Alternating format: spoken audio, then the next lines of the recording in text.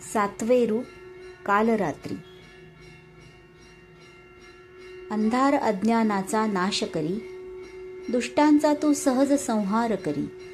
भयभीत भक्तांना अभय देई, दिसते जरी तू अतिभयकारी.